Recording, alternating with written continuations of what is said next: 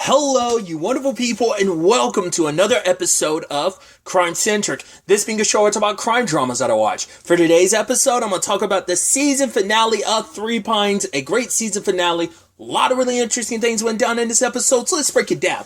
So, I was super unaware that this was the season finale. I could have sworn I looked it up at the beginning of the season and this was like 10 episodes, but I guess not. Maybe I'm confusing it with a different show. Either way, putting all that aside, well, wow, this episode had a lot going into it, obviously. Once again, especially when I wasn't expecting it to be the season finale. But we had that opening, which was basically the car accident in which his mom and dad died, Armand's. But I'm also like, is that real? Or is that just his guilt manifesting itself like that? I don't know. Because it's like, in that car crash, his mom and dad died, and he, like, walked away unharmed. Plus, his dad might have crashed because he wasn't paying attention to the road because he was tickling his father. But then there was that time in the, like, they show that flashback, like, near the end of the episode, again, where his mom is like, oh, we're about to leave. And I don't know whether he's injecting himself in that kind of being like, maybe things would have been different if I'd been with them. Maybe I could have died with them. I don't know if that's what was going on there. So that's why it feels like that beginning part, I'm like, that didn't actually happen. He stayed home when they went off and they were in an accident and died, right? I don't know. That kind of confused me. I'm not sure. Not unless that's just supposed to be like some of the moment his mom was like, I love you, bye. And maybe that was the last time they ever said that to each other, and that car accident, I don't know. I feel like that car accident didn't happen, or at least with him in it, that didn't happen. That's why in that moment he sees his mom and dad dead, and he's in the backseat unscathed, because it's like, how are you completely unscathed, even in the backseat of a car accident like that? They ended up killing both of your parents, you know? So I don't know. And if matters aren't bad enough that he's kind of got that on his mind, then he's got to confront Arno, who's literally in your house, because it's like, yeah, you guys have your get-togethers. It's like, right, Arno's not just his friend, that's his best friend. He even says, we've been friends for 40 years. That's like essentially his best friend. He even said, like, right, you're the godfather to my children. Like, you are probably not even just a best friend. That's like you're like a brother to me. And he's sitting there like, and he's playing the card game with him. It's just like, oh, twist or turn, and it's just like, oh, twist. And he ends up using this he ended up using the story's metaphor of like, right, this blue jay starving and cold went to all these different trees, who was like, right, we got to look after us, so sorry, you're gonna have to leave. And then they kept doing it over and over until the blue jay found the pine trees, and the pine trees are like, sure, our things are like thin, but sure, like whatever comfort I can bring you. Turns out the blue jay wasn't actually just a blue jay, it was a trickster in disguise. And it's like, cool, because you helped me out, here's you are the only tree that will in the winter will keep its leaves. Everything else will, like, its leaves will wither and fall. I was like, wow. Also, like, man, I get it. It's just also, it's basically like, hey, don't judge a book by its cover. Obviously you've seen that allegory and element like trickle down throughout many different things. Obviously that's the whole thing behind Beauty and the Beast. Kind of pulls from that similar allegory and stuff. So, but I also kind of think it is, I mean, I'm about to say it's not so cut and dry, at least in this allegory. The Beauty and the Beast one, it kind of is, because of why he turned the beggar away, you know, just because of her appearance and stuff like that. The prince was a douche. But the Blue Jay situation, it's a little, but I guess it's like, right, don't be so caught up in your self-preservation. I guess it is like well, you're not good enough to be in my tree, or me using any little bit of what I have left to help you. I guess maybe that's kind of like the angle of the story I'm not really coming at it from. And he ends up winning with quite the hand at the end. I love that, because it's that back and forth of just like, yeah, he's like, oh, you must think that Kevin, he must have been the one that did it. And Arno's like, yeah, it makes the most sense. You found the evidence at Kevin's place, yada, yada, yada. And just like Arno's just looking at him disgusted. Armand's looking at Arno disgusted, and Arno's just kind of like, but he just as the conversation's going on, it's like, he's not quite sure if Armand knows, but I don't know if he like figured. It feels like he was just, by the end of it, like he knew. But obviously both of their wives are kind of in the dark about everything going on.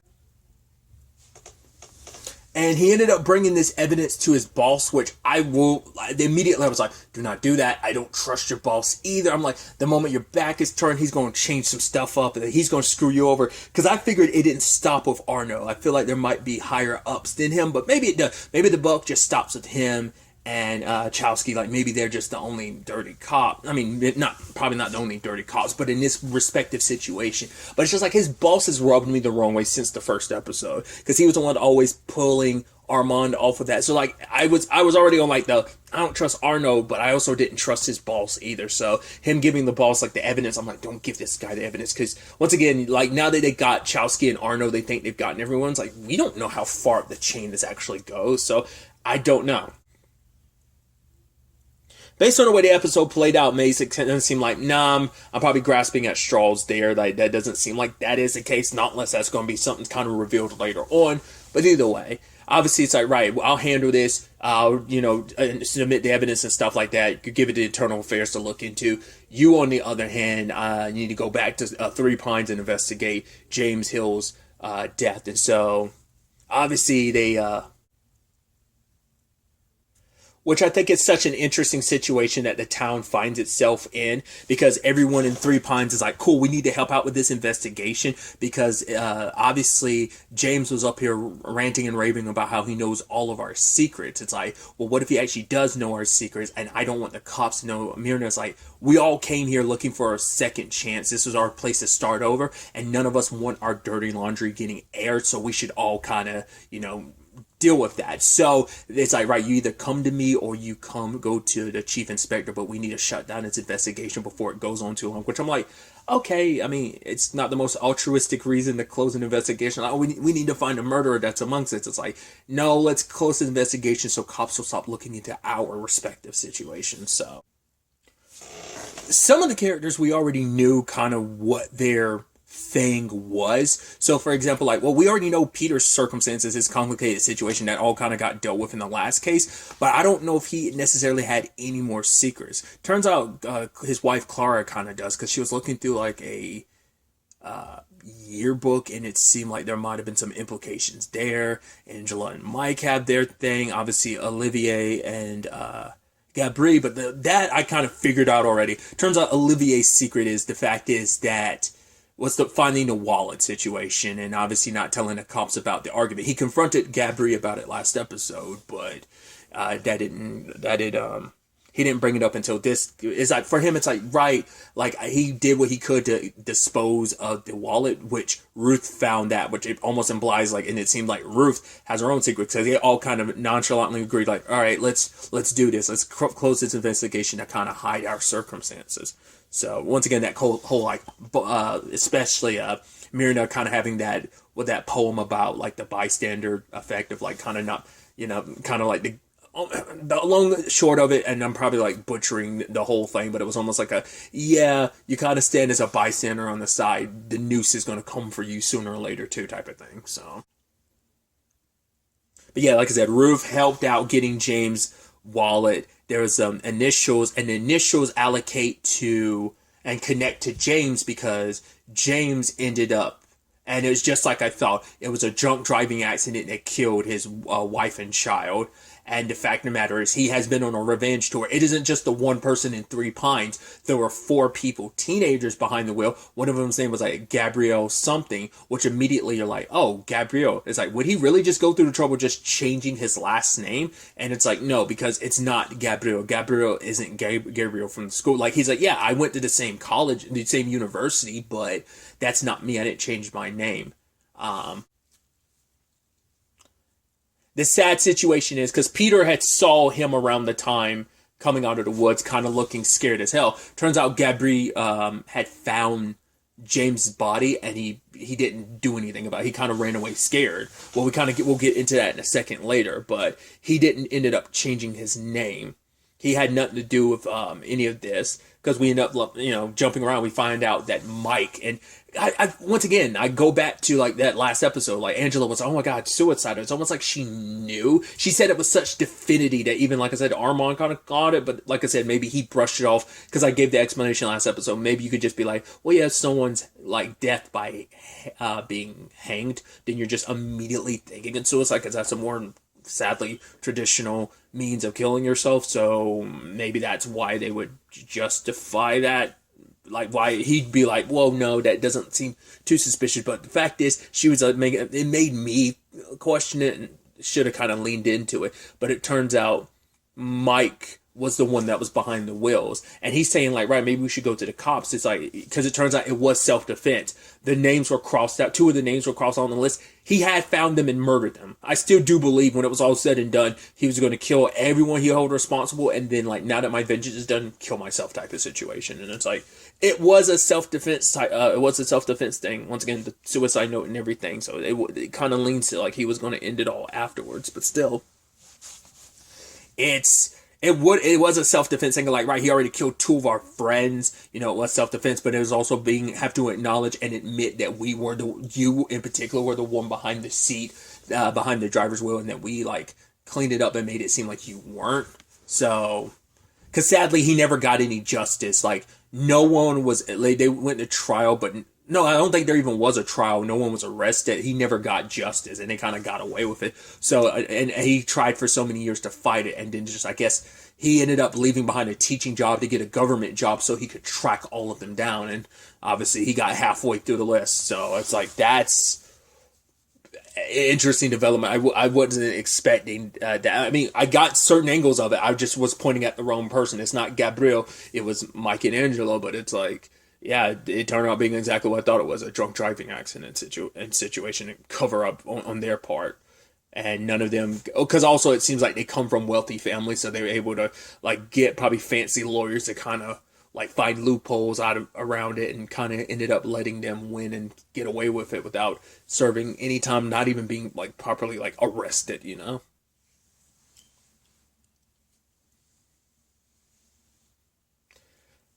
It's understandable where that anger came from and why he did what he did. Does not make it okay, but once again, it goes back to that conversation of, hey, when you because I did forget to talk about that last episode. Mike had a very distinct perspective on it.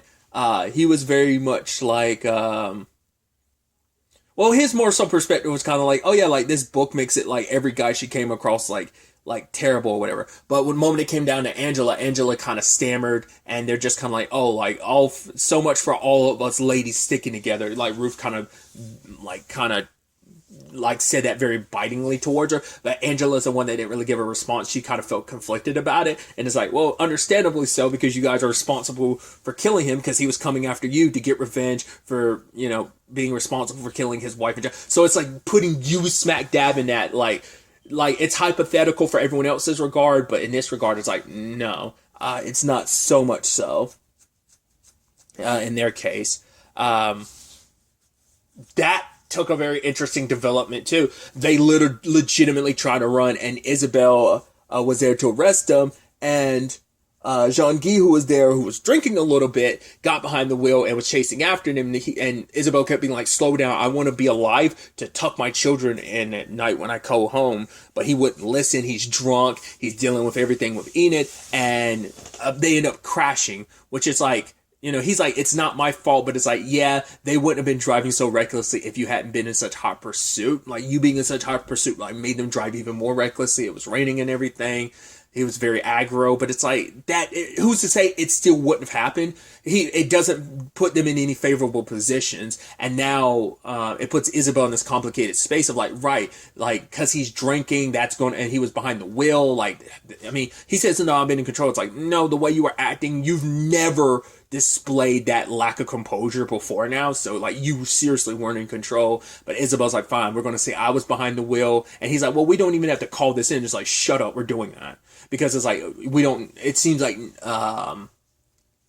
Angela and Mike didn't survive the crash, obviously, which I think, once again, that irony behind that too, it's like, it's almost like, man, you can make the argument like death kind of got what it was owed regardless. I guess you can make the argument James got his revenge in the long run anyway. Like, the end result sadly ended up being the same. So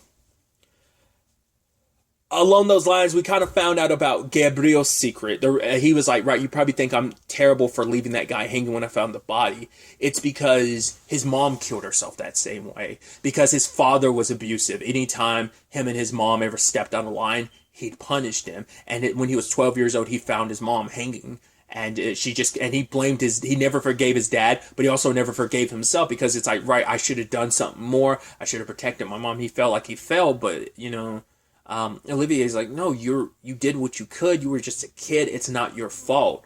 And so it's like, do you think I'm a monster? He's like, no, I just think you're the man that I'm in love with more than anything in the world. So things luckily worked out for them. I'm sure that didn't like feel too great for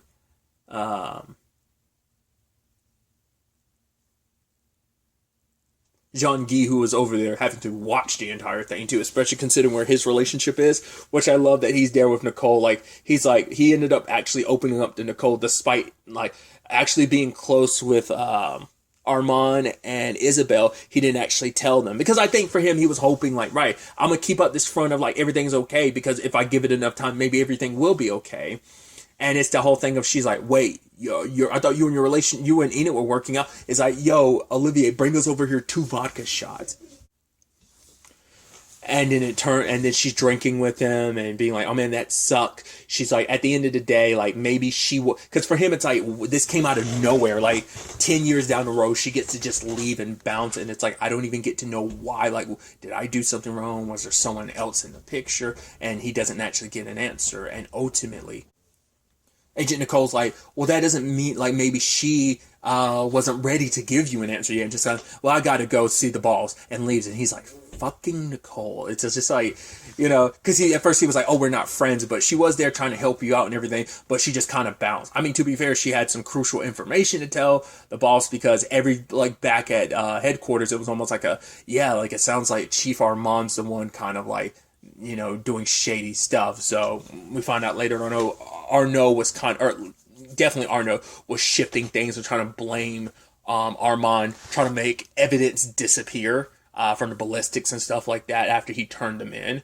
But Armand goes and confronts Arnaud, and we see Chowski's badge left behind. There's blood. The scene's been destroyed, and they find Kevin's truck on fire with a body in it, and it's like, oh my god, yeah, he was running this scam. He was trying to frame you, and he was trying to frame me. It's like, oh god, just stop lying, Arnaud. And he's like, fine, it was Chowski's scam. Like, he flipped out because Blue was recording them and saying all this stuff about their rights, and he ended up shooting Tommy, who was defending her. And then, like, as Blue was running away, that's when Arnaud popped her. It's just like, Jesus. That's so heartbreaking, and it sucks. And Arnaud is like, yeah, cool. It's easy to put all the blame on the dead men, but Armand's like, don't lie to me. We've known each other too long. It was your scam, wasn't it? The kickbacks. They knew Kevin had picked up a whole bunch of tobacco, and they were going to, like, get their slice of it. But the problem is, it turned into a whole thing when Kevin took off because he was scared. Once again, he had priors. He didn't recognize that being the shakedown that it was. Probably wouldn't have been too, but it's also like you don't want to take any chances, and he didn't know things were going to pop off like that. So it sucks. And it's interesting too, because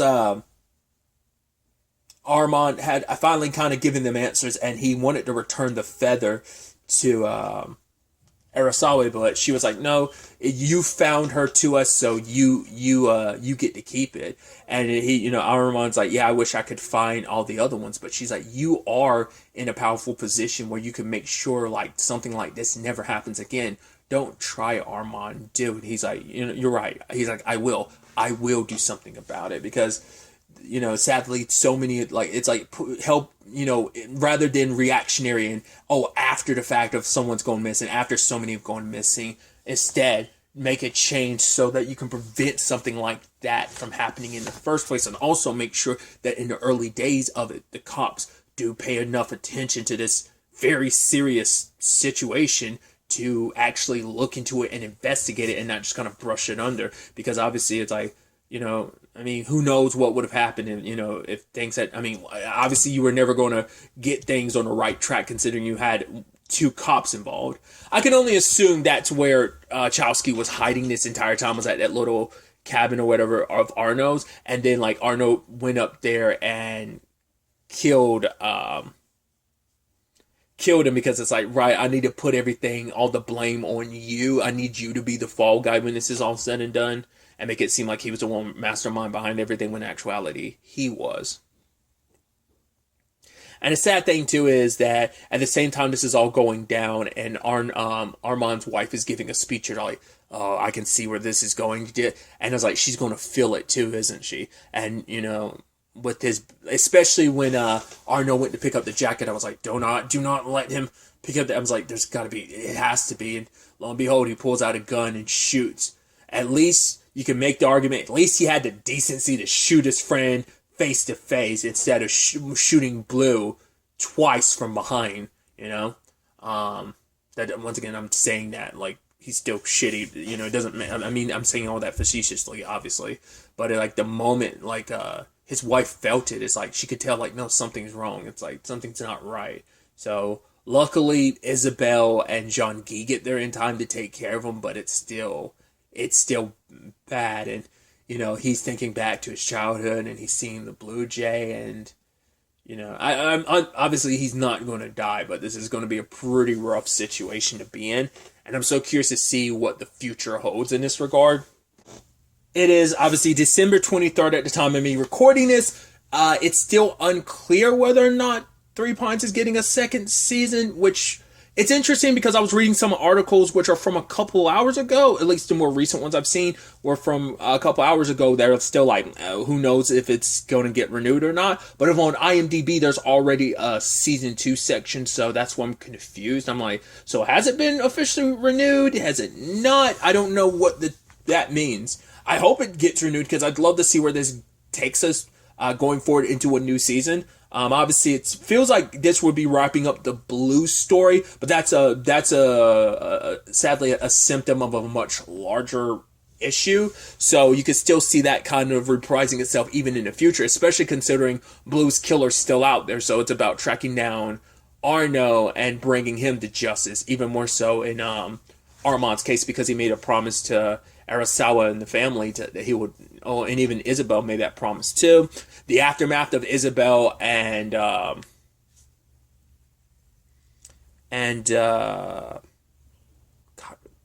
Jean-Guy, their whole situation, the aftermath of that, probably dealing with further covering that up, which is kind of sad. I mean, it's complicated because, like, yeah, there's the whole, you already got police covering up crimes, and now you're kind of doing it too. It's a different situation because even John Gay's like, yeah, we were chasing after suspect. They were murdered. It's like, for Isabel, she's very by the books, and it's like, this wasn't the right thing to do. This was kind of wrong. So it's going to be interesting to see how that plays out. Obviously, they've also set up like, oh, a lot of people left in this town. These characters would come to know all have their secrets and stuff like that. I'm sure a lot of that would come to surface in a season 2. Obviously, maybe more about Armand and his family, because there's like a lot still left unresolved on that front as well. So like I said, fingers crossed, hoping we get a season 2, because I'd love to see where the series would take us going forward. Obviously, this is based off a large number of novels. Like, there's a lot of stuff with Armand Gamanchi stories, so there's plenty of material to pull from. So at least that's my understanding. Once again, I'm not the biggest like reader, but just based on a little bit of Googling I did. But really, that's all I wanted to talk about. Till the next time we meet, be happy, be safe, live life to the fullest, and enjoy it. Good day, and goodbye.